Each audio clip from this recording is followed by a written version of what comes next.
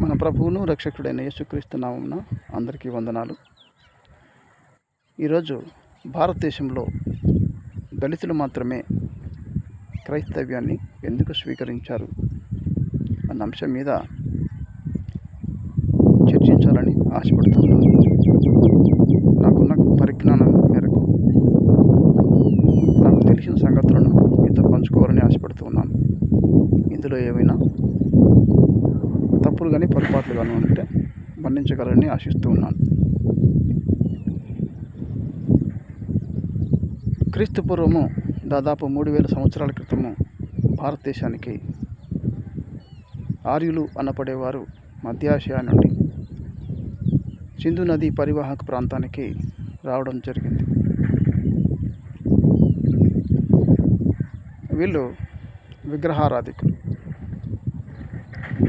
విగ్రహాలను తయారు చేసుకొని ఆ విగ్రహాలకు ప్రాణ ప్రతిష్ఠ చేసి ఆ విగ్రహాలనే దేవి దేవతలుగా భావించి ఆ విగ్రహాలకు పూజలు చేయడం, నమస్కరించడం చేసేవారు. అంటే ఆ విగ్రహాలే దేవుళ్ళుగా దేవతలుగా భావించి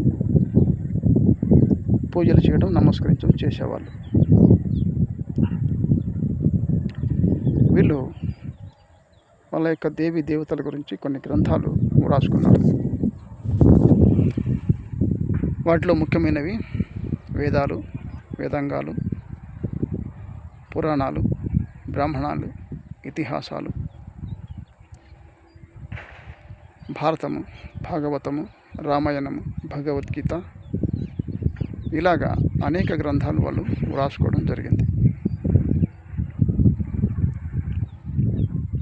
ఇందులో ప్రధానంగా తొలి వేదం ఋగ్వేదం. ఈ ఋగ్వేదంలో పురుష సూక్తంలో మనుధర్మశాస్త్రం, మనుస్మృతి అన్నది కూడా ఉంది. దీనిని మనుస్మృతి, మను అనే ఋషి వ్రాయడం జరిగింది. ఈ గ్రంథంలో మానవుడు ఎవరెవరు ఏ ధర్మాలను పాటించాలి, ఎవరెవరు ఏ నీతిని పాటించాలి అన్న విషయాల గురించి ఈ గ్రంథంలో వ్రాయడం జరిగింది.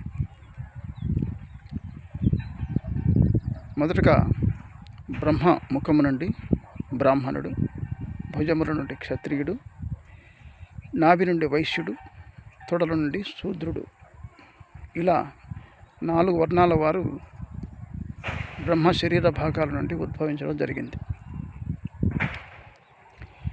మొదటి వర్ణం బ్రాహ్మణుడు. బ్రహ్మముఖం నుండి వచ్చాడు కాబట్టి బ్రాహ్మణుడు అన్నారు. వీళ్ళ వృత్తి ఏంటంటే వీళ్ళు రాసుకున్న గ్రంథాలు, పురాణాలు, వేదాలు, వేదంగాలు ఇవన్నీ పఠించటం, అందులోని మంత్రాలను ఉచ్చరించటం, గుడిలో దేవునికి మంత్రోచ్చారణ చేయటం, దేవునికి అర్చన చేయటం, పూజారిగా వ్యవహరించటం, సామాన్య ప్రజలకి మంచి రోజు ఏదో చెడ్డ రోజు ఏదో, ఎప్పుడు ఏ పని ఎలా చేయాలో ఇవన్నీ కూడా వివరిస్తూ ఉంటారు. పెళ్ళిళ్ళు చేయాలన్నా, తద్దినాలు చేయాలన్నా, శ్రాద్ధాలు పెట్టాలన్నా, అంటే మంచి రోజైనా, మంచి పనైనా, చెడ్డ పనైనా వీళ్ళు చేస్తూ ఉండాలి. ఇప్పుడు కూడా ఎవరైనా పెళ్ళిళ్ళు చేసుకోవాలంటే వారి దగ్గరికి వెళ్ళి మంచి ముహూర్తం చూసుకొని ముహూర్తం పెట్టుకొని రావడం ఆనవాయితీ. ఒకవేళ ఇల్లు కట్టుకోవాలన్నా కూడా దానికి కూడా మంచి ముహూర్తం చూసుకోవడం జరుగుతుంది. ఇది వాళ్ళ యొక్క ప్రధాన బ్రాహ్మణుల యొక్క వృత్తి. ఇక రెండవ వర్ణం వచ్చి క్షత్రియుడు. వీళ్ళు రాజ్య పరిపాలన చేయాలి. తన రాజ్యంలోని ప్రజలందరికీ భద్రత కల్పించాలి, సామాజిక భద్రత కల్పించాలి, ఆహార భద్రత కల్పించాలి, న్యాయ భద్రత కల్పించాలి. ఇలా అన్ని రకాలుగా ప్రజలను రక్షిస్తూ సుపరిపాలన చేయాలి. ఇది క్షత్రియుల యొక్క ధర్మం. ఇక మూడో ధర్మం వచ్చి వైశ్యులు. ఈ వైశ్యులు వ్యాపారం చేయాలి. వ్యాపారం చేయడం వీళ్ళ యొక్క వృత్తి.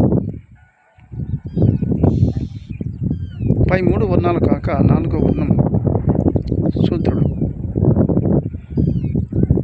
వీళ్ళు పై 3 వర్ణాలకి సేవలు చేయాలి. వీళ్ళలో అనేక కులాలు ఉన్నాయి.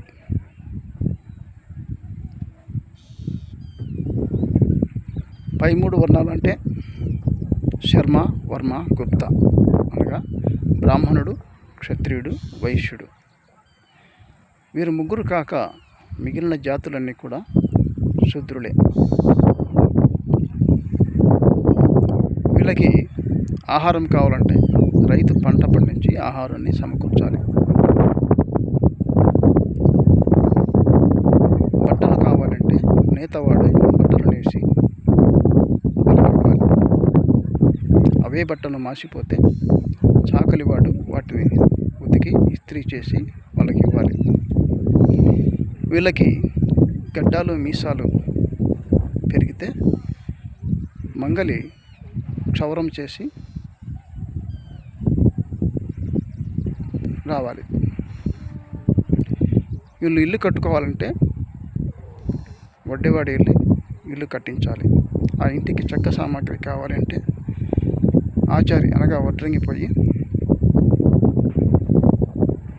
చెక్క సామాగ్రి తయారు చేసి ఇవ్వాలి. ఇలాగా పై వాళ్ళకి, పై 3 జాతులకు కింద ఉన్నటువంటి శూద్ర జాతి సేవలు చేస్తూ వస్తున్నారు. అయితే పైన తెలుపబడిన 4 వర్ణాలు కాక మనుస్మృతిలో మను అనే ఋషి చెప్పనటువంటి ఇంకో జాతి ఉంది. వీళ్ళు అతి శూద్రుడు అన్నారు. అంటే శూద్రుల్లోనే ఇదొక జాతిగా విభజించబడింది. వారి మాలలు, మాదిగలు.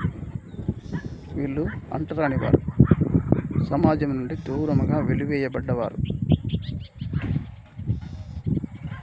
వీళ్ళు ఊర్లో అందరితో పాటు నివసించడానికి లేదు. ఊరికి దూరంగా ఎక్కడో నివసించాలి. అందరితో కలిసి ఉండడానికి లేదు. వీళ్ళు బడిలోకి రాకూడదు, చదువుకోకూడదు, ఆలయ ప్రవేశం లేదు, దేవుని వచ్చి మొక్కుకోకూడదు. వీళ్ళ చెరువుల్లో కానీ బావుల్లో కానీ నీళ్లు తాగడానికి లేదు. ఇలాగా కుల వివక్ష దళితులపైన మాత్రమే నీచాతి నీచంగా చూసేవారు. జంతువు కంటే కూడా అధ్వాన్నంగా వీళ్ళను చూడడం మొదలుపెట్టారు. వీళ్ళు అగ్రవర్ణాల వాళ్ళు చనిపోతే వీళ్ళకు గుంత తీసి పూడ్చిపెట్టేది దళితుడు. వాళ్ళ ఊళ్ళో గొడ్డు చనిపోతే దళితుడు వెళ్ళి దాన్ని తీసుకొచ్చి చర్మం వలిసి ఆ మాంసాన్ని వాడుకొని ఆ చర్మంతో వాళ్ళకి చెప్పులు కుట్టించాలి. ఇలాగా అగ్రవర్ణ వివక్షను వీళ్ళు అనుభవిస్తున్న తరుణంలో భారతదేశానికి మన రక్షకుడైన క్రీస్తు ఈ దీనాతి దీనంగా జీవిస్తున్న దీనుల కోసం, అస్పృశ్యుల కోసం, భారతదేశంలోని దళితుల కోసం మిషనరీలు దేశానికి రప్పించాడు. మన దేశానికి మొట్టమొదటిగా విలియం కేరీ గారు వచ్చారు. ఆయన వచ్చిన సమయంలో భారతదేశంలో కుల వివక్ష ఉండేది. విపరీతమైన కుల వివక్ష, సతీ సహగమనం, బాల్య వివాహాలు, విద్య లేమితనం, ఆహారము లేనితనం, ఇలాంటి సాంఘిక దురాచారాలు ఎన్నో ఉండేటివి. దళితుడు అనేవాడు ఈ అగ్రవర్ణాల ఊళ్ళోకి వెళ్ళాలంటే మూతికి ముద్ద కట్టుకోవాలి, వెనకాల చీపురు కట్టుకోవాలి, మెడకు ఒక గంట ఉండాలి. వీడు వీధిలోకి వెళ్ళేటప్పుడు ఈ గంట మోగుతుంది. మోగితే ఒక దళితుడు వస్తున్నాడు, చండాలుడు వస్తున్నాడు అని తలుపులు వేసుకునేవాళ్ళు. అంటే మనకి చూడడానికి కూడా మనం ఇష్టపడేవాళ్ళు కాదు. ఒకవేళ దారి మధ్యలో వస్తే ముంతకు ఉంది కదా, ముద్ది కట్టుకున్న ముంత, ఆ ముంతలో చూసుకోవాలి. వాళ్ళ ఆ అడుగులు కూడా దారిలో పడకూడదు, మైల పడిపోతుంట ఆ వీధి అంతా. కాబట్టి వెనక ముడ్డికున్న చీపురు తీసుకొని వాటిని ఊడ్చుకుంటూ రావాలి. ఇది నాటి దళితుని యొక్క దౌర్భాగ్యం.